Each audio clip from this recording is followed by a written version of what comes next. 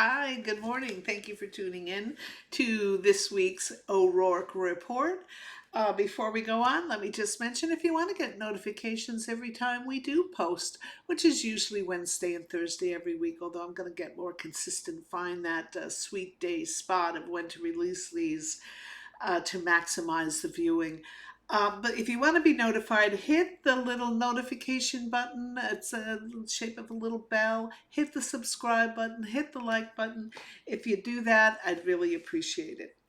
Okay, so let's go on to our next subject. Oh, the big subject, I think, this weekend, the big story this week, the big story is the arrest of P. Diddy. And after a 6 month investigation of all the stuff that was accumulated in the two raids that occurred in March, one on his Florida property, one on his LA property. For the most part, he laid pretty low for that 6 months, although there were one or two arrogant little shots of him like, what, me worried? I'm not really worried. I'm sure his lawyers got a hold of him and told him to cut that shite out because that does not read very well. And indeed, then we didn't hear from him at all for probably the last 5 months. And so anyway, yeah, he was finally arrested, and he has been denied bail, even though he was willing to put up his $50 million Star Island manse in Florida and various other things he was going to agree to do. The judge didn't agree. That was probably the right move because he does have access to millions, billions allegedly, and does have his own private plane. He literally could do a Roman Polanski and go someplace with no extradition policy with the United States and live his life from there, which the fact that I think this guy, obviously, if any of the claims are proven to be true, and I believe if the Southern District of New York has indicted you, they've got everything they need to prove it in a court of law. When things are proven and it comes to light, all the things that he's done, the the smart move, of course, is to keep him in jail until he faces his trial. So anyway, yeah, that was P. Diddy. I mean, he's going to go down the way that R. Kelly went down, and I think he was a much bigger target, and it's curious to see who else may be dragged into it with him. Of course, the one behind everybody's, the back of everybody's mind is Jay Z, excuse me, who was his partner in crime in many things. And I'm using partner in crime not as that was the wrong term. I shouldn't use that because nothing has been alleged against JC at all. Jay-Z, why can't I say that right? Sorry, Jay-Z, Mr. Carter. Nothing has been alleged against Mr. Carter. But it's curious to see what else is going to come out because they did go over those tapes a long time before this arrest came out. So anyway, P. Diddy is waiting in, I think he in the Tombs, which is a notorious prison in New York. He may very well be, but something tells me he's going to be a superstar in prison. And, remember that scene in Goodfellas, how the Italians would all, gather together for Sunday and they would make meals and they would do this, and this guy still had all his power in prison. Prison life will be interesting, and I am looking forward to following the coverage on this because I think if P. Diddy is found to have done all these things that he has been accused of, he is a despicable human being who ruined lives. He destroyed people's psyches. He told them that they were livestock and they were to perform like livestock for P. Diddy's sexual gratification. Oh, repulsive. Just as repulsive, and I wish this guy had been run to ground in his lifetime, but he wasn't. He got away with his shite, and it didn't come out until he was dead and couldn't hurt anybody. and that is Hugh Hefner. That was a despicable who did the same things, maybe not on the violence scale that P. Diddy did things, but certainly ruined hundreds of lives for all for his sexual gratification and all under the guise of sexual liberation. Oh, vey. So anyway, yeah, P. Diddy, see ya, wouldn't want to be ya. Okay, other big story I am saying this week is, what do we have here? Craig versus Kyle. Craig Conover is promoting, is the spokesman for a competitor of Kyle's from Summer House.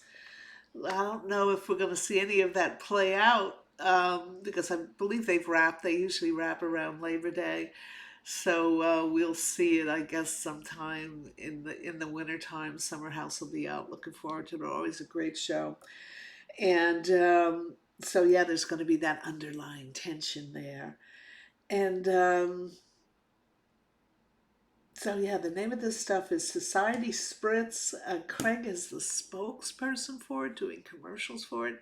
And the camera loves Craig. Craig has been an extremely effective spokesman. Look what he's done. He took his little hobby of sewing pillowcases, and by being the spokesman, and again, we got to give the girlfriend Paige DeSorbo credit for this because she's a savvy little social media personality.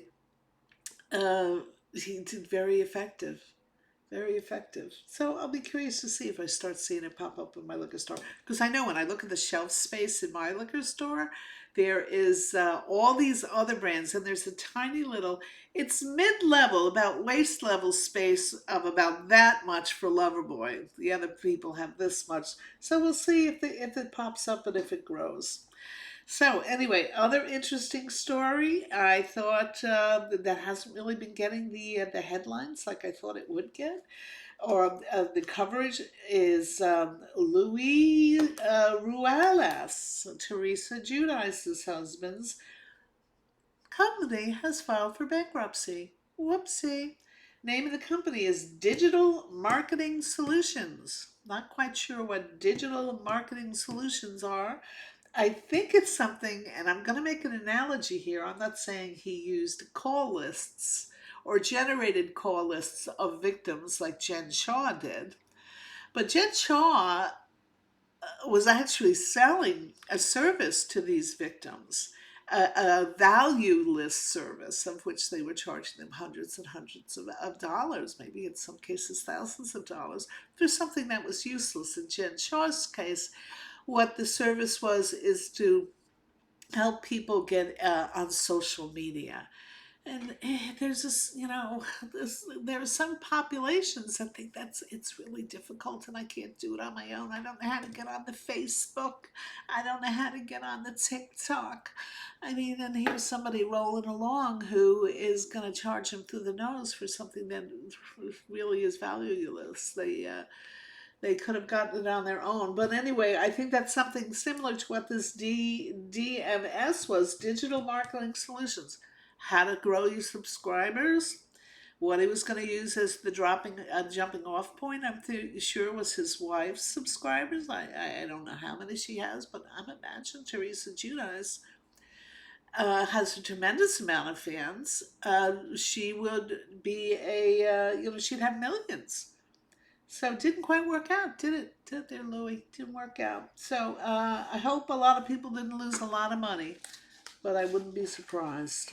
So that didn't get the coverage it should have gotten. So anyway, let's go on to odds and ends. We're the one thing I do want to say is I'm gonna miss Dr. Nicole from Real Housewives of Miami. I loved her on that show, and the reason I loved her is she was the real thing. She was married to a guy. She's not married yet. I hope they get married shortly. They've got 2 children. But her guy is an extremely successful guy with a lot of money. She was, of all those women, was the only one with a lot of money. And I think it is just stick in the craw of Alexia, who imagines herself the star of the show. And I think her financial situation is precarious, even though she's plastering social media now with her and the estranged husband. Um, it's I think the jury's still out to see exactly what's going to happen there. Whether he's going to take her back, whether he's got money or doesn't have money. Was that just posing? Because we saw they had a downgrade from that huge penthouse apartment that they had. Interesting to watch. Dr. Nicole was a great foil to Alexia, so I'm going to be just sorry to see her go. I believe she's made the decision because she wants to concentrate on her career and her children. God love her. I mean, it's better than chasing fame. So I'm sure we'll see her one day again, but gonna miss her, and still looking forward to Miami. Other Miami story, of course, is Lenny Hochstein's girlfriend, the one he dumped Lisa for, was caught cheating on him, and now that they are broken up. So it's curious to see if anything, I doubt very much he would want to get back with Lisa. I mean, it was pretty acrimonious, don't you think? And the only other thing I want to end on here is how much I always loved her. I'm so glad to see her journey is becoming a real meaningful one. Phaedra's journey. I mean, anybody who used to watch her on Atlanta, she was from the very beginning, she was a standout. She didn't want to admit that she got pregnant prior to her marriage, so she kept saying, oh, she doesn't know when her due date is. Oh, it's flexible. It's flexible, she says. Well, anybody who actually did the math, she was about almost 3 months pregnant when she got married. God love her, who cares? So, and she was always been one of my favorites. Of course, she had the run-in with Candy Burris, who I guess was able to prevail upon the producers to have Phaedra not asked back to Atlanta, which now that Candy Burris is no longer on the show, whoopsie, guess who's back? The star of The Traitors is Phaedra, so she's going to be uh, just shining bright on Atlanta. They're not going to have Kenya Moore because of her. Oh my gosh, I don't even know what you call it, revenge porn. I think it was her revenge porn antics with one of the new cast members. So Phaedra's journey, she's now on Dances with the Stars. She just knows how to give that soundbite. She is cute, she's adorable. Everything about her is likable, and I'm so glad she's on this journey, and I want to see more and more and more for her. Because I think she's got the intelligence to navigate fame. She's lost it once, she's got it back. So that'll be great to see. So anyway, that's all we have for today. And as always, I thank you for tuning in and watching the overall report, subscribing. I really appreciate it. And again, if you want to be notified, hit that notification button. It's the shape of a little bell. Not sure where it is on the screen. The subscribe button is over here. And then, of course, hit the like button. So thanks again for tuning in. And I will look forward to seeing you next week.